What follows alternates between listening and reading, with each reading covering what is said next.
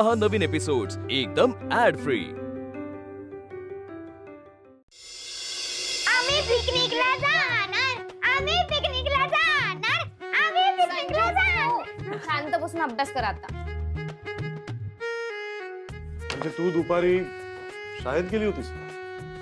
हो। आई, तू शाळेत आलेलीस मग आम्हाला भेटायला का नाही आली? अगं तुमची शाळा सुटली तेव्हा मी सरांशी बोलत होते ना, म्हणून लक्षात नाही आलं माझ्या। बरं झालं, एक मोठा प्रश्न सुटला, लाईट्स पण आले। काल रात्री गर्मीने इतका जीव हैराण झाला होता ना, विचारू नकोस। पण वहिनी तू 20,000 आणलेस कुठून? अगं 20 नाही 14। शाळेने सगळ्याच मुलांची फी कमी केली। 3,000 रुपये प्रत्येक विद्यार्थ्याची फी कमी केली? हो। अगं पण कसं केलं आई? ते ना एक सिक्रेट आहे, त्यासाठी आपल्या सगळ्यांना थोडं थोडं काम करावं लागेल आणि लोकांचा फायदा होईल। त्यामुळे आधी यांना फोन करून कळव बाई। प्रवासात सारखे ते मुलांची पिकनिक तेच चाललं होतं त्यांचं। आजी आबा कसे राहिले ग तिकडे? मला माहित होतं सुमित भाऊजी बाबांना सोडणार नाहीत। शेखर भाऊजी गेले त्यानंतर सुमित त्यांना वडील मानतो आणि बारशाच्या निमित्ताने सगळे पाहुणे आले होते। पण मीच म्हटलंय ना, राहायची इच्छा असेल तर हा काही दिवस। मग आजोबा किती दिवस तिकडे राहणार? घरी कधी येणार? अरे येतील 2-4 दिवसात। त्यामुळे बाबांनाही थोडा चेंज मिळेल। वहिनी पाण्याची बाटली दे ना। हो आणते। मी त्यांना निघताना म्हटलं, आता 4-5 दिवस शेअर मार्केट टीव्हीवर बघायला नाही मिळणार, मग अहो करोडचं नुकसान होईल आपलं।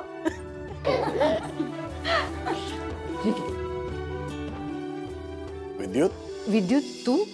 अरे आत ये ना। पप्पा, एक मिनिट। संजू चल। थांब। तू संजूला कुठे घेऊन चाललायस? का न्यायचंय त्याला तुला? कारण कळेल मला। कारण या घरात संजू सेफ नाहीये। हो वकील साहेब, जे मनात येईल ते बडबडताय का? मी मनातलं काहीही बोलत नाहीये। इथे जे काही झालं ना ते सगळं मला संजूने सांगितलंय। संजू काय सांगितलंयस तू? असा धाक दाखवून तू त्याला गप्प करण्याचा प्रयत्न करतेस का? तू काय बोलतोयस विद्युत? मला संजूचा फोन आला होता। हॅलो पप्पा, मला इकडे नाही राहायचंय। संजू काय झालं? मम्मी मला खूप मारते आणि मला ट्रिपला पण जाऊ देत नाही। तुमच्याकडून ट्रिपचे पैसे पण घेऊन देत नाही। मी मागितले तर मला मारलं। मामा सुद्धा मला रागवतो। मला इकडून घेऊन जा, मला इकडे नाही राहायचंय। संजू तू काळजी करू नकोस, मी आलोच। पप्पा लवकर या।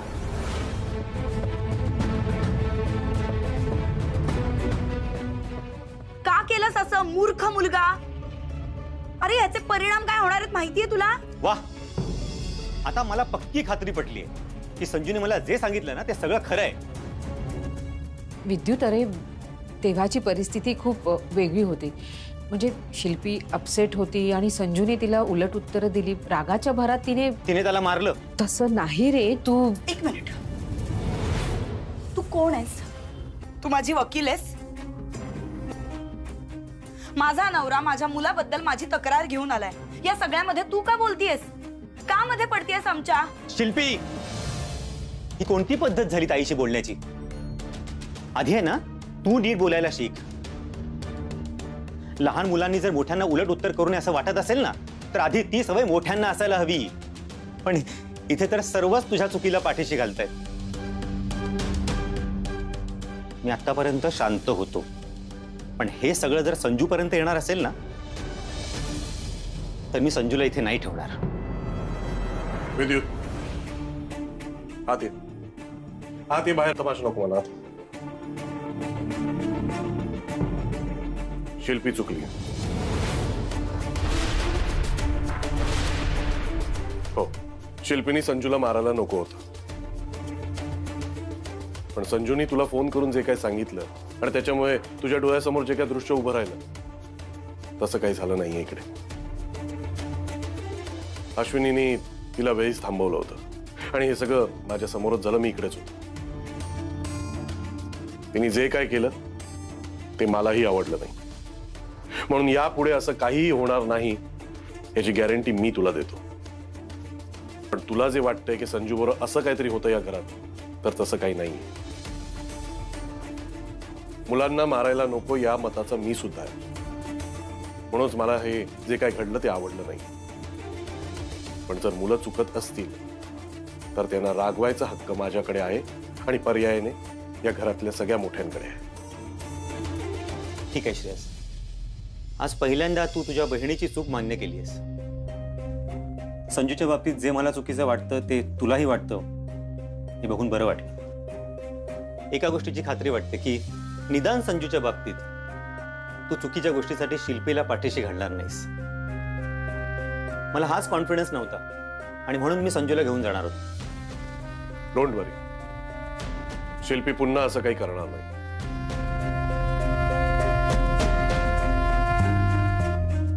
आम्ही मिळून याची काळजी घेऊ. डोंट वरी.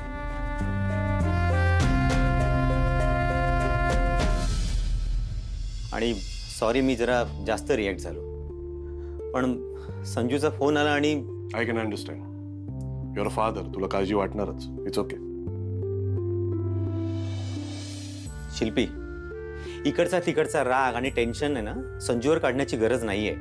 डोकं आहे ना जरा शांत ठेवायला शिक. इनफॅक्ट सगळ्यांनाच त्याचा फायदा होईल. श्रेयस, फक्त तुझ्या शब्दाखातर मी संजूला इथे ठेवून चाललो. पण नंतर पुन्हा कधी संजूची मला कंप्लेंट आली ना तर मी कोणाचंही ऐकणार नाही. मग मी संजूला सोबत घेऊन जाईन कायमचा. डोंट वरी, मी सांगितलं ना, असं कधीही परत होणार नाही.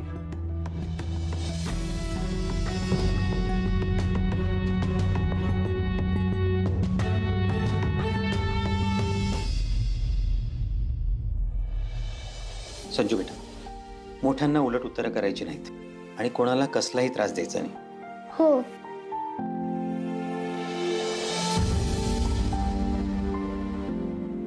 येऊ मी? टाटा कर बाबांना. बाय.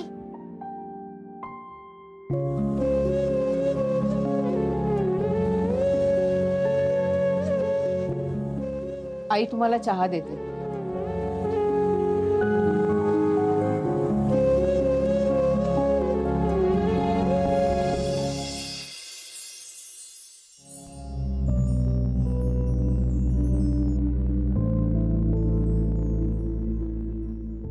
हे बाहेर न्यायचंय का? मी नेईन. नाही, मी नेतो ना. कशाला? तुला जरा मदत. रोज करता? ए ऐक ना, तू आज संध्याकाळी तयार नाही झालीस? लक्ष असतं तुमचं?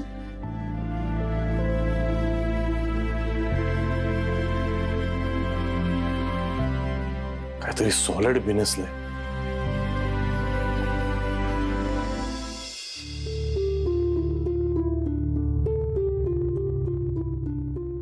हे काय, नेहमी सारखं वॉकला जायचं सोडून इकडे गच्चीवर का उभी आहेस तू? काय झालंय? काही झालंय का? हो झालंय. अरे वा, तुमच्या लक्षात आलंय? अश्विनी, हे कोड्यात बोलणं बंद करा आता आणि मला सांग काय झालंय ते. काही नाही. मग माझ्याशी अशी का वागतेस तू? म्हणजे तुम्हाला फरक पडतोय? मला फरक पडतोय. आजही अशीच निघून गेली त्या शाळेत. अच्छा, म्हणजे मी तुमची परवानगी न घेता शाळेत गेले या गोष्टीचं वाईट वाटलंय तुम्हाला? नाही, मी जे तुला हे सारखं सारखं विचारतोय आणि तुम्हाला सांगत नाहीयेस ना, हे आवडत नाहीये. याचं वाईट वाटतंय मला आणि मला जाणून घ्यायचंय. मला फरक पडतो. खरंच फरक पडतो?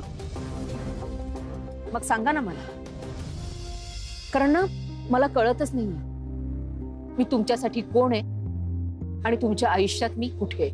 आणि मी मुळात ना हा प्रश्न तुम्हाला विचारलाच नसता, पण माझ्या मुली मला हा प्रश्न एकदा नाही तर सतत विचारतात, कारण त्यांना दिसतंय की त्यांचे बाबा त्यांच्या आईशी नीट वागत नाहीत. अश्विनी, त्या लहान आहेत. मी लहान नाहीये. आज मयू ज्या वयात आहे ना, त्या वयातली मुलं आजूबाजूची परिस्थिती बघून महत्वाचे निर्णय घेतात आयुष्यातले.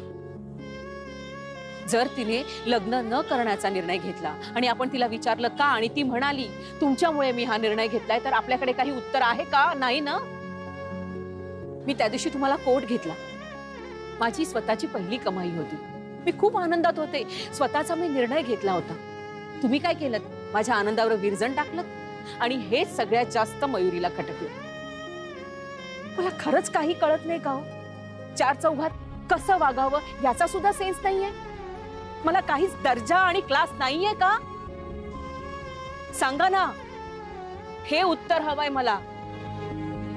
माझ्या मुलींसाठी मला हे उत्तर हवंय. तुमच्या आयुष्यात मला काय स्थान आहे हे मला कळायलाच हवं.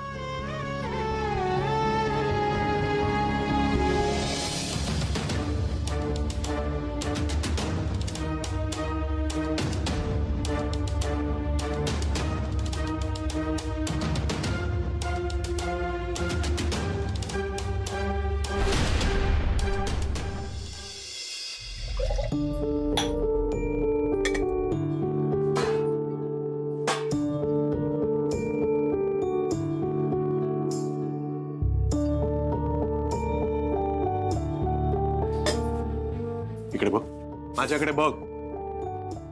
बघ इकडे माझ्याकडे. तुला खरंच वाटतं ना की माझं प्रेम नाहीये तुझ्यावर? ठीक आहे, असंच वाटतं ना तुला? मग एक काम करूया, तुझा ज्यांच्यावर विश्वास आहे ना त्यांना विचारूया की माझं प्रेम आहे की नाहीये तुझ्यावर. एक मिनिट.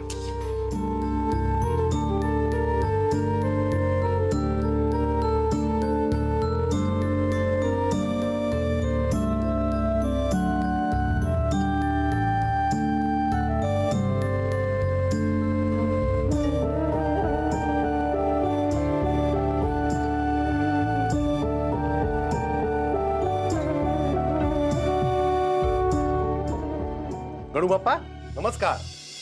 काय करू, रात्रीचा तुम्हाला त्रास द्यावा लागला त्यासाठी सॉरी.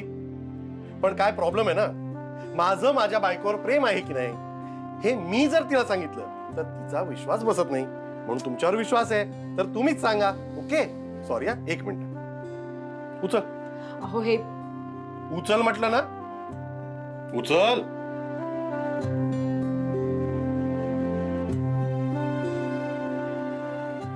आता का हातात ठेवायची? उघडती.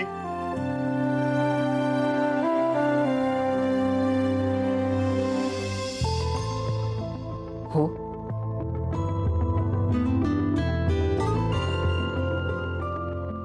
हे सगळं करायची काय गरज आहे? नाही गरज आहे. आता एक काम कर, दुसरी चिठ्ठी उचल. अश्विनी दुसरी चिठ्ठी उचल.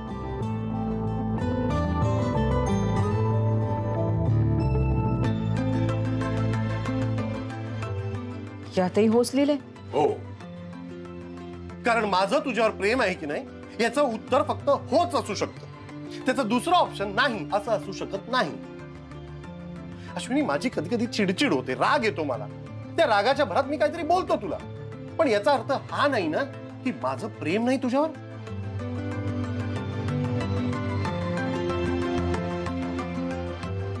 मग हे मला नाही, तुमच्या मुलींना सांगा आणि ना स्वतःच्या वागण्यातनं दाखवा. कारण नुसतं सांगून तुमच्या मुलींचा विश्वास बसणार नाही.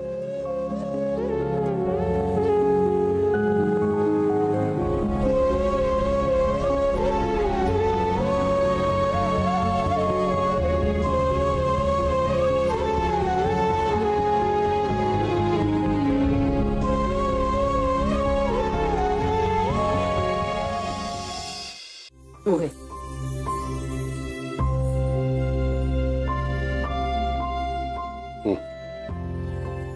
आई, आमच्या शाळेत राम आणि सीताचा प्ले होणार आहे. अरे वा. अरे राम नाही म्हणायचं, प्रभू रामचंद्र म्हणायचं. आजी, भगवान राम खूप चांगले होते ना, मग त्यांच्या बाप्पांनी त्यांना जंगलात का पाठवलं? कारण राणी कैकेयीला त्यांनी तसा वर दिला होता. वर म्हणजे काय? वर म्हणजे इच्छा, जी केव्हाही पूर्ण करता येते. मग भगवान रामच्या पप्पांनी त्यांना जंगलात जाताना खूप सारा टिफिन पण दिला. ते मला काही माहित नाही. मामी मी पिकनिकला जाणार ना तेव्हा ना तू मला मोदक दे नाहीतर लाडू दे. मी तुझ्याकडे वर मागतोय की तू मला कधी पण मोदक देऊ शकते. ए संजू, तुला खाण्याशिवाय काही सुचतच नाही का रे? देईन हा, मोदक पण देईन, पण आता हे पोहे खा. अश्विनी जरा पाणी दे.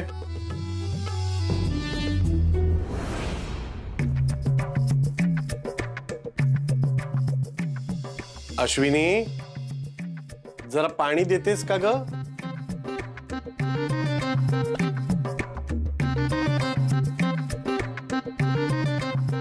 वा, नाही म्हणजे काय पोहे बनवलेस तू, सॉलिड.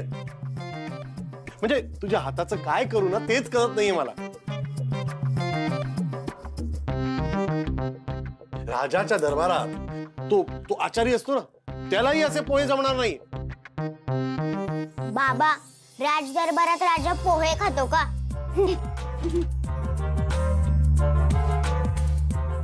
दे ना. मी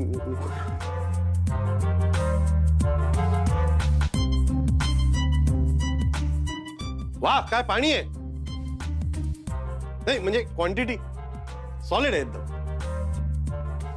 तुझ्या आईला ना एक्झॅक्टली कळत किती द्यावं पाणी, कोणाच्या मनात किती पाणी पिणं आहे तेही कळतं तिला. मग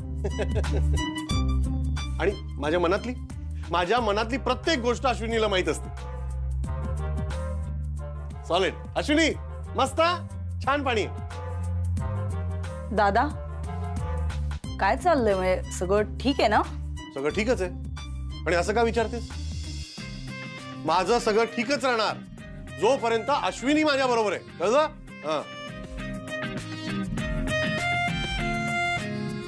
मला कॉफी मिळणार आहे का? कॉफी.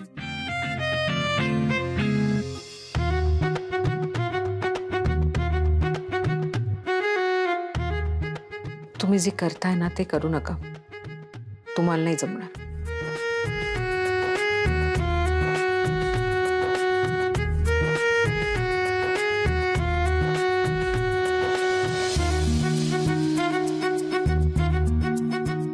येतो मी.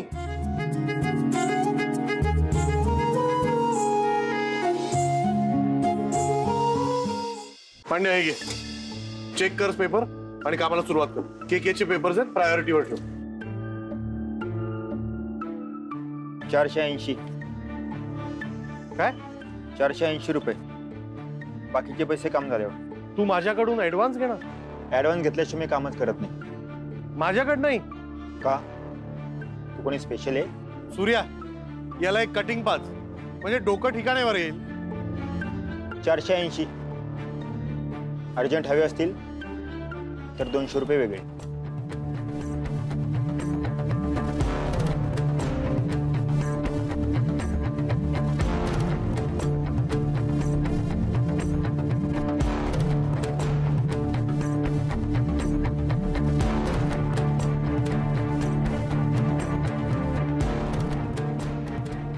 आणि श्रेयस, तुझ्यापेक्षा खालच्या क्लास मधला असलो ना तर हिशोब व्यवस्थित जमतो मला. भांड्या यार, सोड ना आता. पेपर्स परवा मिळतील, काम झालं की फोन करतो. अच्छा, म्हणजे तुम्ही दोघांनी ठरवलंय माझ्याबरोबर काय करायचं ते, कसं वागायचं. तुम्हाला माहितीये ना माझा स्वभाव रागीट आहे. मला राग आला का मी वाटेल तसं बडबडतो. जरा समजून घ्या ना मला. मग बदल स्वभाव. तुला समजून घ्यायचा ठेका घेतला नाही आम्ही. तुला जसा राग येतो ना तसं आम्हाला सुद्धा वाईट वाटतं. तू एकटा माणूस आणि आम्ही कोण, दगडाचे? असं नाही बोलत आहे मी. मन आहे तुम्हाला, मलाही कळतं ते. पण मला ना हे असं खोटं वागता येत नाही. तू माझा मित्र आहेस आणि ती माझी बायको आहे. माझं तिच्यावर प्रेम आहे, पण मला नाही कळत प्रेम कसं दाखवायचं ते. हाच तुझा प्रॉब्लेम आहे आणि यात मी तुझी काहीच मदत करू शकत नाही.